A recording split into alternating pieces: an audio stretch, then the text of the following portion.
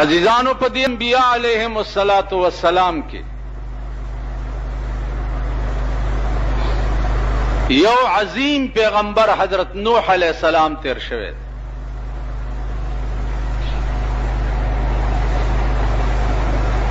داغه عمر 150 کاله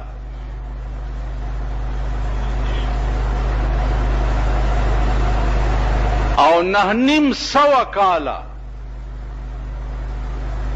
هغه خپل کلی او خپل علاقې ته په پیغمبري جبه باندې تبلیغ کړي 900 کاله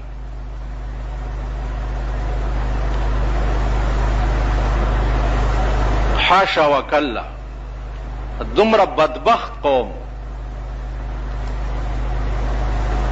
چې په 900 کاله کې کل بل 40 کسه مسلمانان شوي نور ټول کافر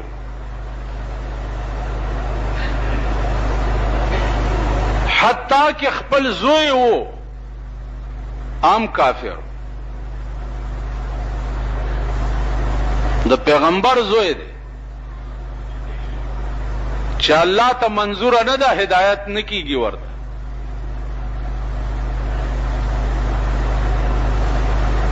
عزیزانو 900 کاله پس چې د نوح علیہ السلام بالکل زړه خله تراغه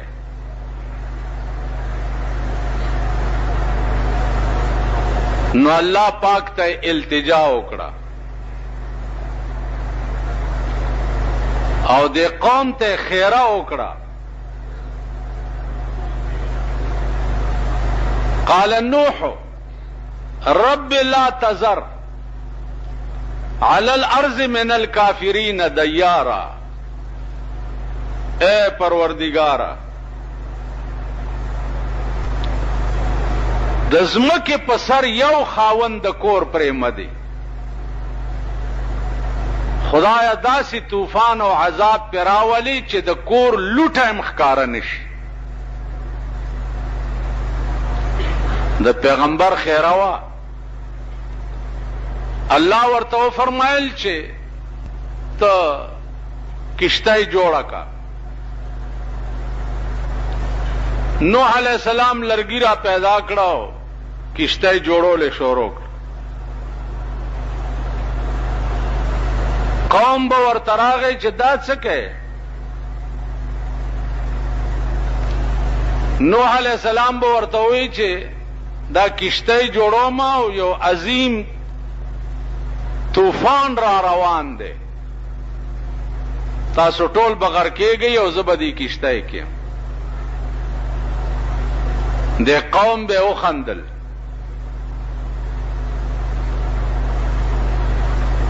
ویل به دته وګوره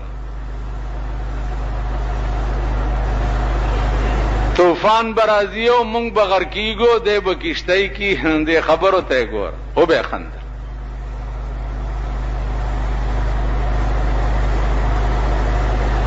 نوح علیہ السلام ویلی چې یا الله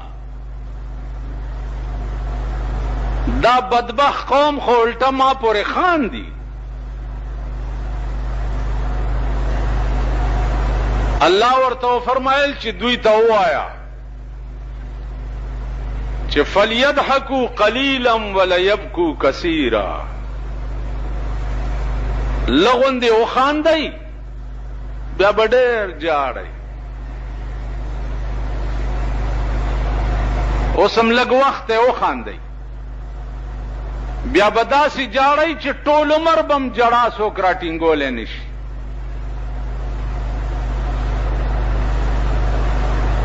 یو بزرګ وایي که نه وای غافل پانسه که سودا کړې نن دیوار دی غافل پانسه که سودا کړې نن دیوار دی ما خو سودا وکړه د بلتون په دکان غافل پاسا کا سودا کړي نن دی وار دی ما خو سودا وکړه د بلتون په دکان خبر نوم چې د بلتون د ټګۍ کار دی که سودا کې دغه دی وخت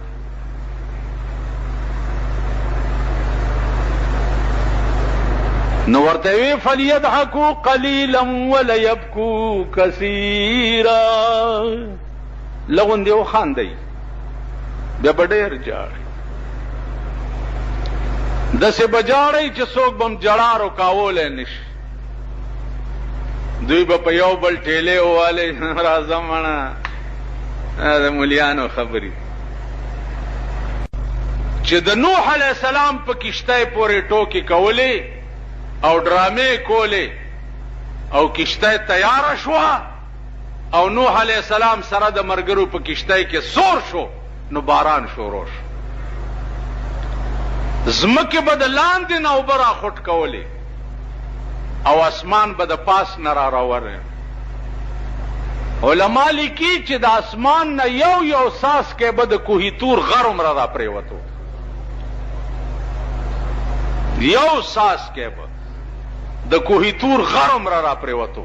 نو ځمکې ته حکم هغې لاندې نه را خوټ کولې او اسمان د پاس نه را وروړې عزیزانو 6 میاشتې دا سیلابو دا د نوح علیه السلام قوم ټول د پړسېدلو چنډخانو په شان د اوبو د سر د پاسه مړه ګرځېدل نوح علیه السلام ورته ووی چې ما درته نه ویلي چې فلیضحکوا قلیلا ولیبکوا کثیرا لغوندې وخاندئ بیا به ډېر جاړئ پلار د زوی نه نه خبر زوی د پلار نه نه خبره مور د لور نه نه خبره او لور د مور نه نه هر څه ملیامیټ شو هغه کشته اوسم په یو غره پراته ده د نوح علیه السلام زوی چې غرقېده نو پلار ورته ووی چې ارکب معنا بچیا دی کشته ته راسور شه لا عاصم اليوم نن خلاصې نشته هغه ورته ویل زه به غره ته پاس وخېږم په غره کې به پناه ونیسم نوح علیه السلام ورته ویل لا عاصم اليوم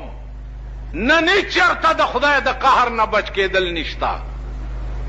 د غره ته منډه کړه او په یو سرنګ کې ننوتو ځان پسې هغه د سرنګ خوله بند کړه چې دلته به اوبه د کم ځای نه راننوځي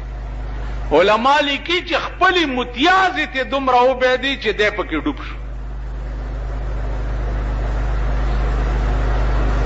الله دریاب ورته د تشو متیازو په لار جوړ کړو خدای کولی شي که نه